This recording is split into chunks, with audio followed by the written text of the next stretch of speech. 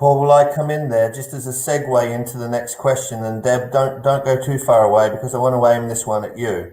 All the stuff we've spoken about so far is really important, and having teachers online and collaborating. And I've often said, the measure of a school system is whereby, a great innovation in Plymouth can get all the way down to Cornwall within a week. That's what we want, people sharing at that level.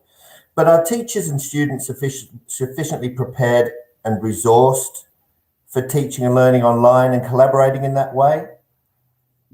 Yeah, I think it is a really good question, isn't it? So there have been some national steps on this, haven't they? We've had the creation of a national academy, and that's had a very diverse reaction to it. I'm in several groups where we would have liked to have seen subject associations play a more close part in the development of online learning. I think clearly the content of what people can access, the subject content of it, is really important. So I think some of the levels in which the system is being geared up to be equipped to help staff in schools, whether their children are in schools with them or not, whether their children are at home with parents, I think is there are still plenty of questions there to be asked, actually. And I think it is still very diverse. We mentioned the digital divide earlier on. I think that is a problem, and it's an ongoing one.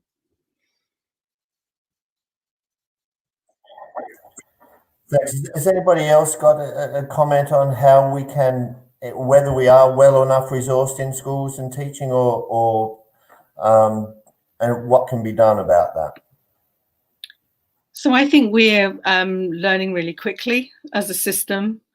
I think Deb is right. I think that teachers want to tailor the opportunities that are available online for their students. And interestingly, one of the things that's happened over the last number of months is I've had more and more reason to speak internationally with people.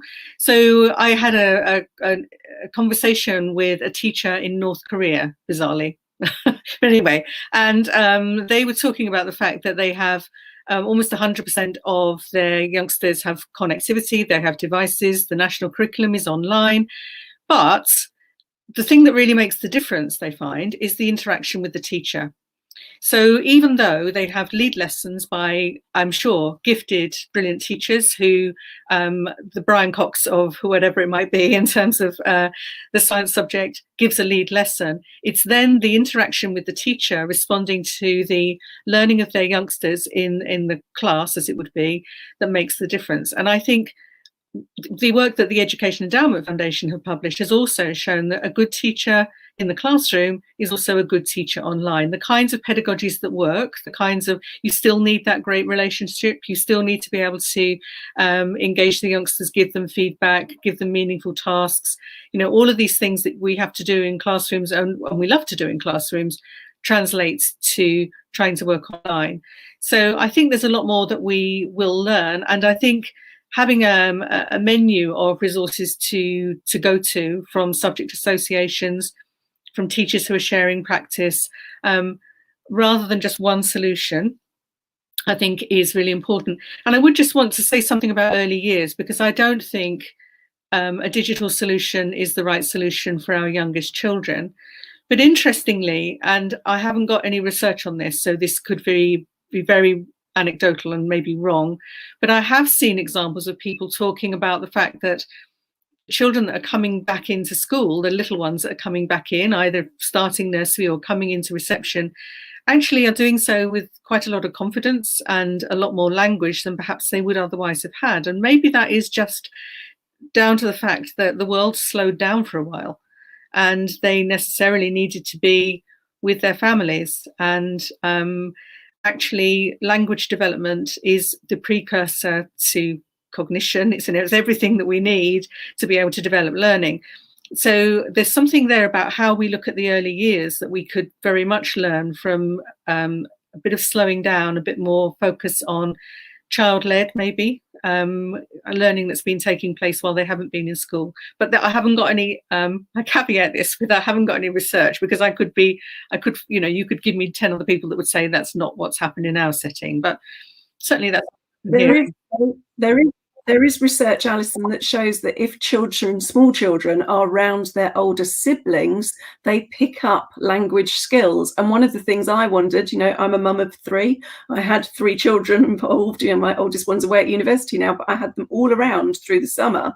And whereas we were both very much digitally engaged in our own work, the children were having conversations between themselves. So yes, it is anecdotal, but I do wonder whether actually, if you're not having those children out at school and the children are, communicating with each other, then clearly that's something that aids. And I have heard the same thing. We've got early years heads, and in fact, we've got a set of, unusually in Derby City, we've got a set of nursery schools that are refusing to relinquish their URNs and go into multi-academy trusts, because then they lose their identity as schools. They're not allowed to go into multi-academy trusts the way our legislation currently stands. And those staff are experts at working with 3, 4 and 5-year-olds.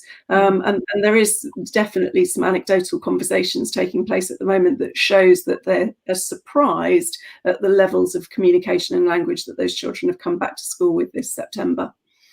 Thank you, Deb. And if I could just quickly come back and just say, of course, we do know from the work of Neil Mercer, Robin Alexander, Tizard and Hughes, the value of language in terms of developing, as I say, cognition is fundamental. And maybe we just undervalue that too often currently. But yeah, thank you.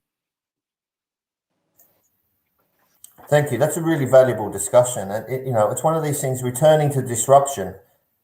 Disruption has caused problems, but where are those opportunities come from? And young people's language development must be something we need to explore with a little bit more detail.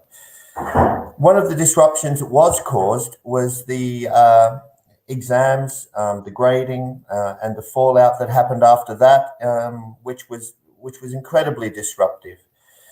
There's a potential that there could be some problem going forward again. I mean, who'd like to come in on this? Just what does the government and Ofqual have to do to avoid a repeat of the chaos that was caused by the assessment procedures at the end of the year? Alison, I can see you've come off mute. So the Chartered College has already written to the government, together with the Chartered Institute of Educational Assessors and John Dunford Associates, to recommend that we look at a system of teacher assessment that is robust during the year ahead, because we can't expect that everything's going to be all right just because we want it to be all right. We kind of got caught out with that before the summer holidays, didn't we? Sort of everybody's going to be back in September, it's all going to be fine. Well, however much we want that to be the case, the reality is we're dealing with the unknown here. So we cannot, it's absolutely clear, we cannot repeat the situation that happened this year with exam results and whatever the Prime Minister says about a mutant algorithm. The reality was we had youngsters who were missing out, and of course algorithms can't be mutant. That's just a nonsense. So we're very keen to work with Ofqual and others to try to help develop a system that means that we're prepared, that we've genuinely got a plan B. But so far, we haven't heard back. We only wrote this week, to be fair. So maybe they're composing their letter right now. I think there is something here about trust, though, isn't there? And trusting the profession and trusting the judgments that the profession make. I'm a former A-level examiner. I examined an A-level spec for many years. And, it was quite obvious to me when I was predicting my own student grades that because I had a good knowledge of the way in which the spec worked and I was examining it for lots of other students, I had realistic expectations over what my students would get. And teachers' values, I think, were interestingly questioned by the algorithm this summer. And I think there is a big learning curve there about how we engage with exams and what exams need to look like in our high stakes system and everything else. Thanks, Deb.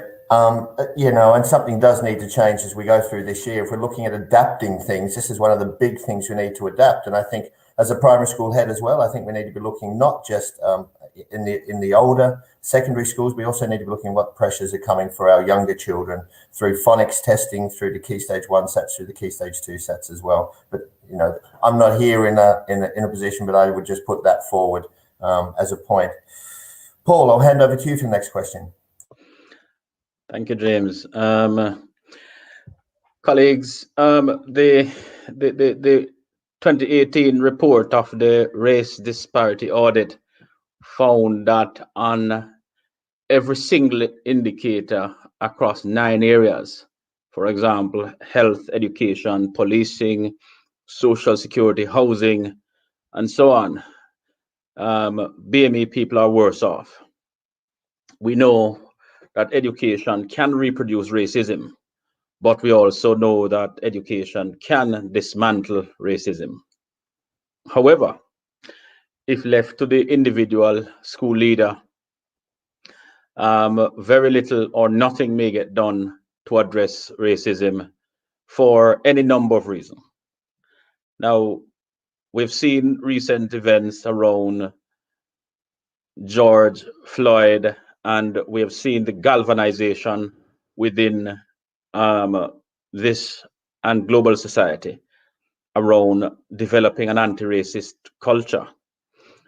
And I just wondered, what might governors and school leaders and sector-wide organizations, it's a broad question, a collective responsibility, what might governors, school leaders, sector-wide organizations do to support school leaders who are trying to become anti-racist and those who may have not thought about it or a little bit further down on their journey?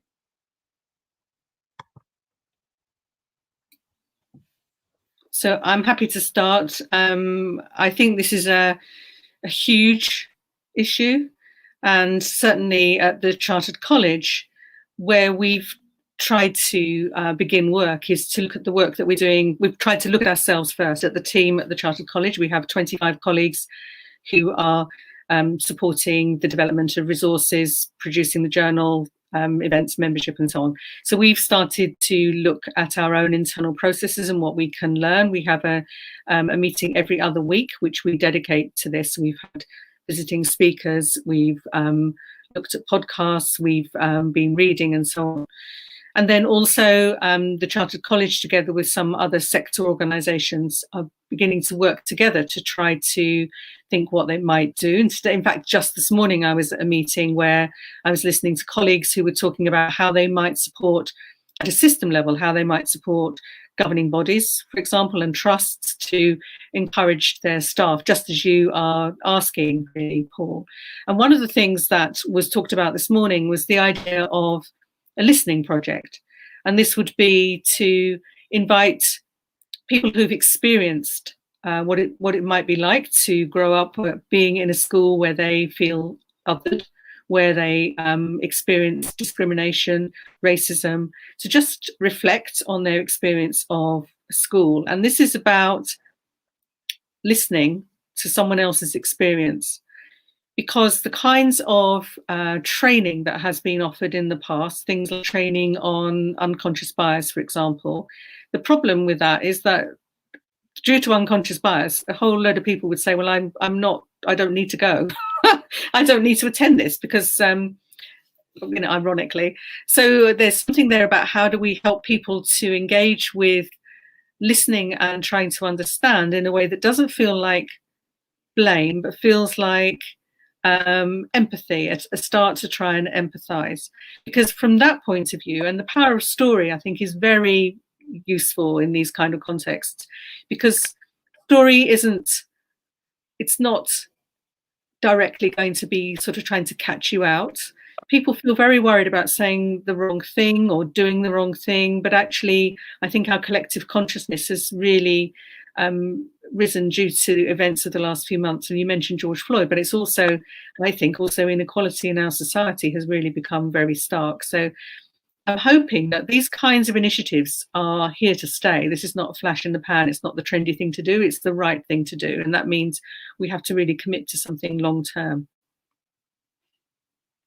Yeah, I very much agree with that. I think, though, it's probably no surprise, and it's quite well documented now, that the global majority groups have had a disproportionate experience through this COVID system, through the last few months, because of neoliberal systems and because of the way neoliberal systems work. And it's no surprise that it is the UK and the US that are at the top of the league tables. And if you're going to have that polar inequality becoming increasingly polarized, then it is those groups that suffer the most. And that, of course, is totally and utterly unacceptable.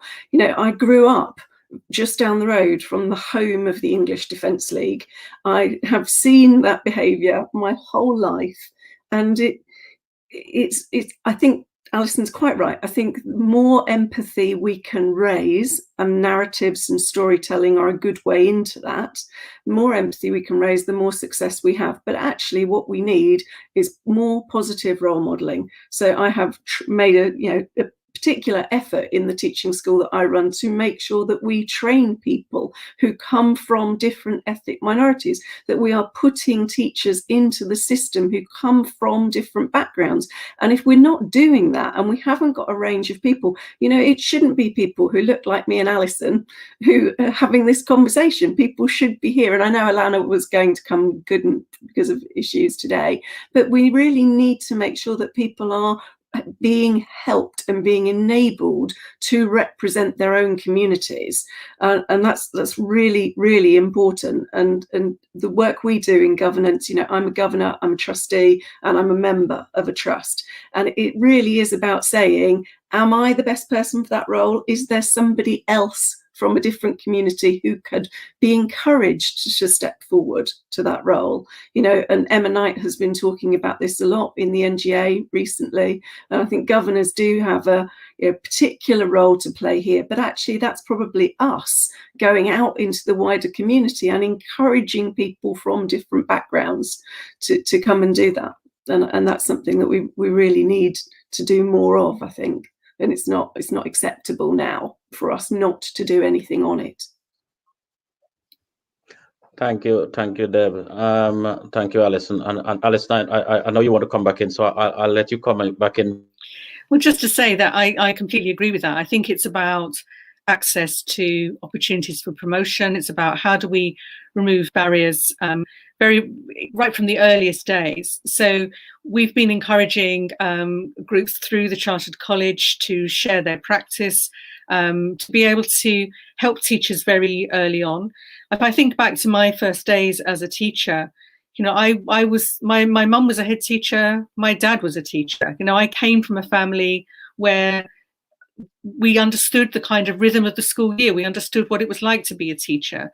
If you come into something like teaching, which is a hugely demanding job, as we all know, in fact, it's more demanding than it's ever been, and you don't have people around you who have trodden a similar path, just maybe things become more challenging. So being able to be connected with other colleagues who are experiencing the same things as you are, but also look like you do and have the same community background that you do, it gives you a greater sense of being successful, because we know that the attrition rates of teachers are dramatically, they're shockingly high.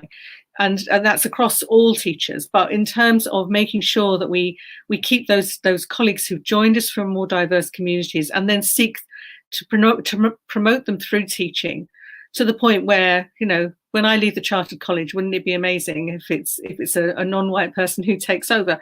So we need to be thinking about all of those areas on behalf of others, I think. Paul, that point leads really well on to the next question I'd like to ask. So can I jump in there with the next question? Alison, just leading on from that then, because the leadership of our profession is really important, isn't it?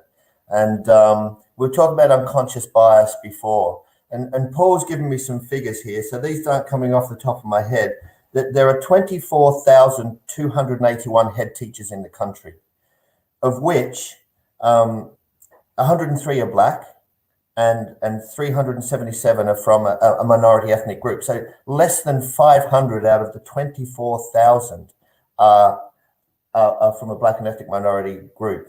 And that just seems bizarre to me. I just think there's something at work here, isn't there, that is in the way of our best Black and ethnic minority grouping head teachers coming through the system and getting to headship. What can we do to provide that, to remove those barriers?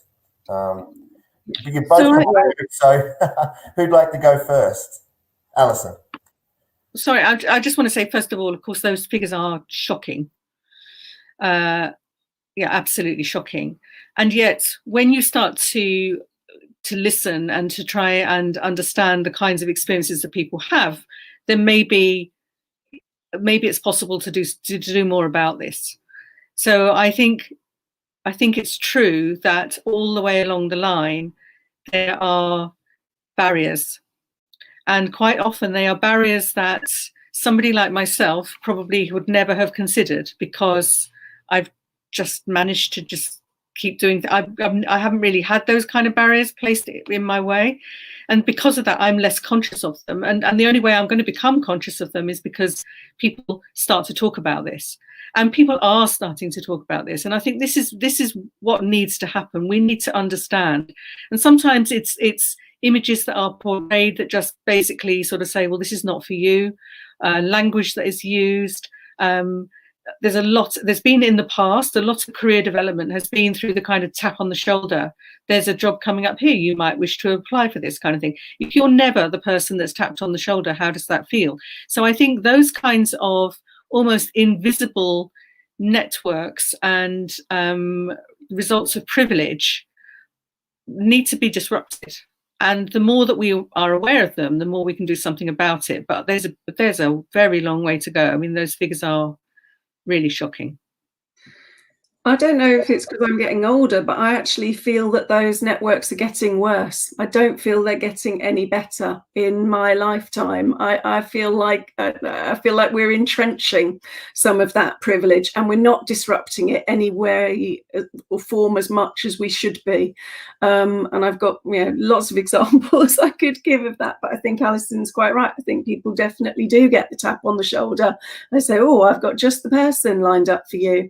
So I think it's interesting to look at what grassroots work we've done here in the last few years. I'm a network leader in the East Midlands here for Women Ed, and Women Ed have promoted a He for She campaign to try and disrupt some of our gender norms. I work in a city with 17 secondary schools, and when I started a couple of years ago, we had one Asian male head teacher and one African Caribbean head teacher, male head teacher, and 15 other white British, male and female. Those two people, one has moved on, one has retired. Both of them have now been replaced by other white head teachers.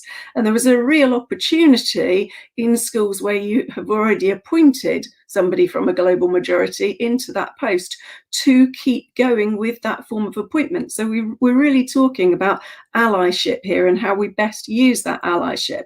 And I think it's really important. I think that's a conversation that needs to be had across governing bodies, across member boards in multi-academy trusts. I think we need to use the educational leadership we've got to really put that on the radar and filter it back down. But it comes back down to two things. One, if people like me are not recruiting people in at the start of their profession, then we haven't got a big enough pool of people to choose from. And Alison's quite right. The attrition rates from the data that I've seen for those communities are even worse than they are for the white communities.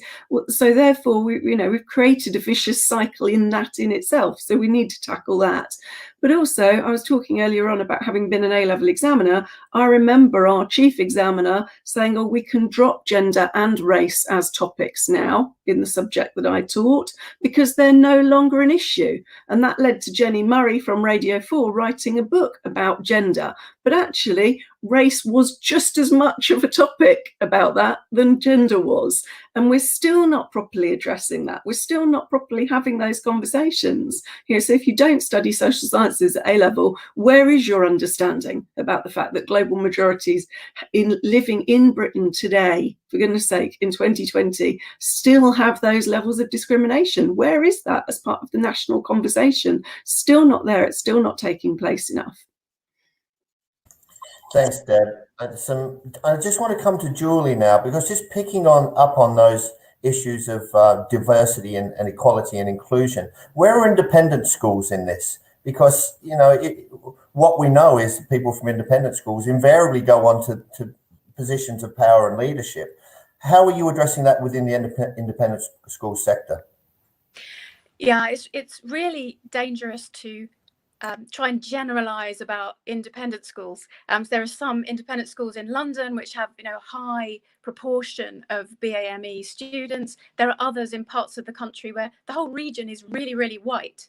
And you're right, all kinds of pupils, you know, we don't know in any of our schools, we don't know whether we're teaching tomorrow's Prime Minister. It could be anyone watching this webinar tonight.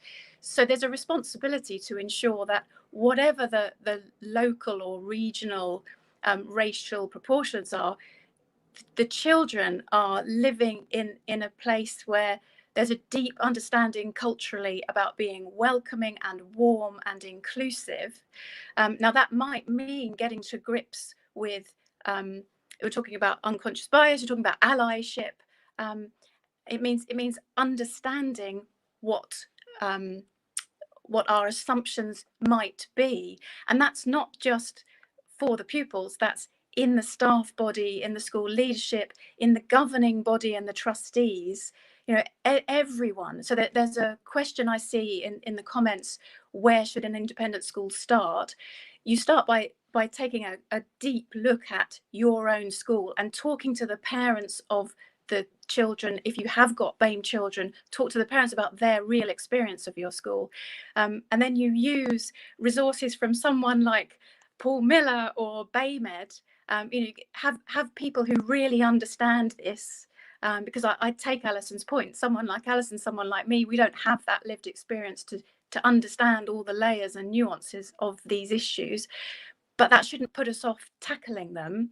So run a kind of an audit of the school, what behaviours are acceptable, involve all the parents in how the school culture is going to be, and ensure that there's a deeply understood ethos of inclusion. Because unless that's from the centre, from the leadership, it's not really going to stick. And I think this is again an opportunity we've found ourselves in this year. It feels like the debate is a whole lot more complex now. It's not just about having a policy and running a tick box exercise. It's about understanding why people believe what they believe, and helping us to develop, all of us as allies or as people with lived experience, to develop the culture of every school. But, you know, every single school is different, whether it's an independent school, whether it's a state school. You've got a different cohort of pupils and staff and different proportions. So you've got to start with yourselves and build towards a really inclusive and warm culture, so that all of those young people will go on and promulgate it in future generations. That's very helpful, Julie. Thank you. You know, there's been a lot of discussion, and I know we have 10 minutes to go. And we've got one more topic to consider in this debate this evening. But there's a lot of discussion lately. You know, racism being compared to a pandemic, and you know, we see so much effort being galvanized from the government, from every section of society globally, to invest and to mobilize and to tackle the global pandemic coronavirus, and yet there is still so much anxiety and so much lack of will when it comes around to tackling this pandemic of racism that has been around for generations. But at least, you know, there is commitment from all of us, and a number of people of goodwill listening to us and elsewhere as well, and those, you know, not able to join us this evening. So at least there is hope that this pandemic of racism, bit by bit, we can begin to chip away at it, because I think this is really important. But also I think that you know, and this is maybe my view, my personal view, and you're welcome to rebuff me.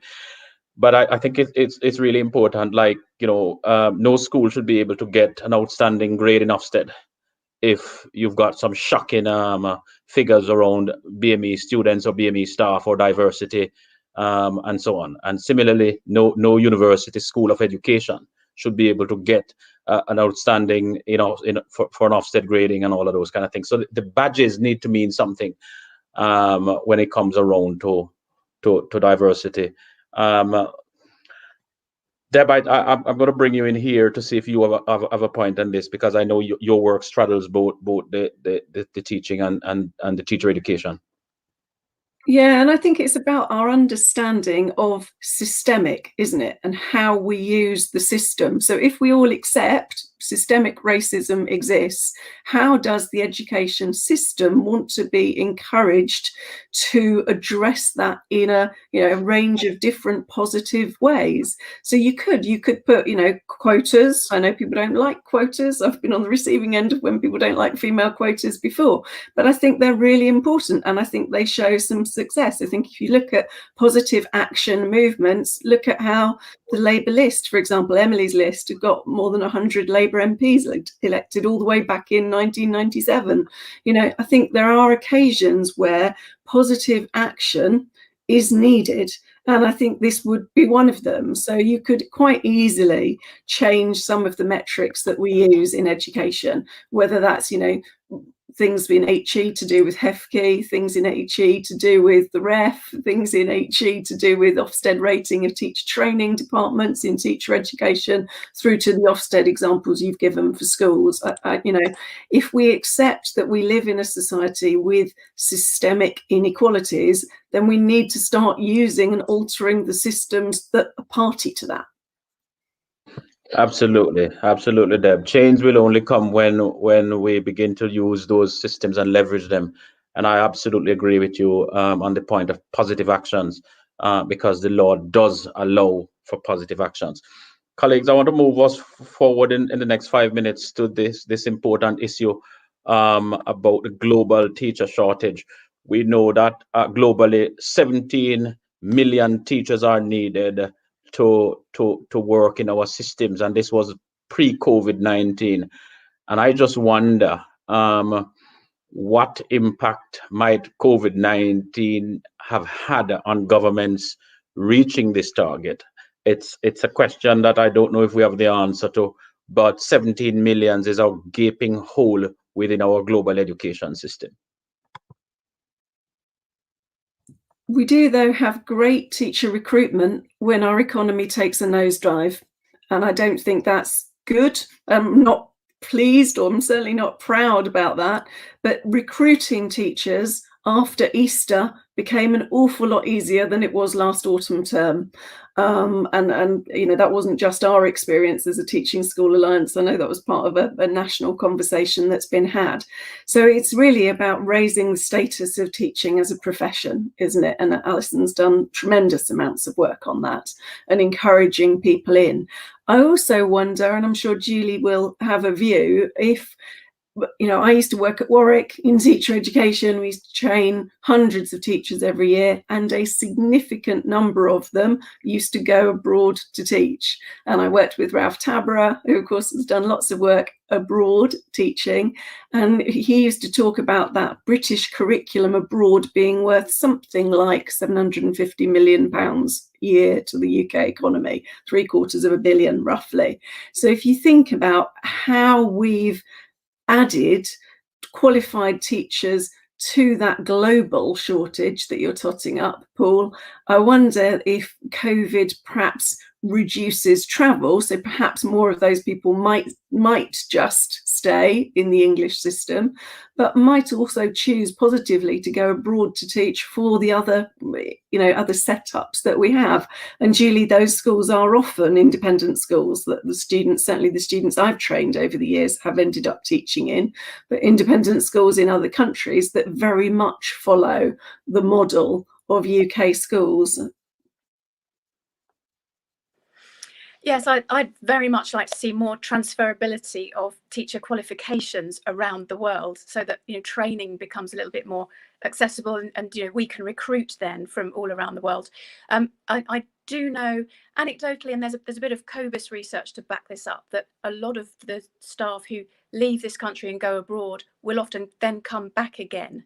And a lot of them have said, well, look, I would have left teaching completely, but I've gone off, I've been refreshed, and I'm going to come back. So it's not necessarily completely a drain to them. But I think there's another role for independent schools, which is a bit of a missed opportunity, which is independent schools. They can't lead teaching school alliances, but they could be part of, and they should be used more, I think, for teacher placements, just in initial teacher training generally. And I'm glad to see Deb nodding at that, because it's a bit of an underused resource, and that would give trainees a really broad experience and again help us to work together for the children. And again, we're back to individual school ethos. So we have several independent schools that we place our students at. We have a thing called education placement opportunities, EPO weeks, and we regularly, or pre-COVID anyway, we regularly placed our trainee teachers in those independent schools. And there will be students who go into those schools who were not enjoying education in the maintained sector, who say, great, this is for me, this is what I want to do, and that's fine. I have worked in an independent school myself, so it is about choosing the ethos of the environment of the school that you want to teach in order to stay in teaching, if that's the choice. That's absolutely really important. Thank you, Deb. Alison, I'll give you the last word on this one, and then James will wrap up. Just to say, the way we solve a shortage of teachers is to raise the status of our profession and to enable teachers all over the world to be genuinely appreciated. We're developing chartered status, as many of you know, a chartered teacher across the world that would have real cachet. So that's watch this space. That's the next thing from the Chartered College. But thank you very much for an opportunity to speak this evening. Thank you.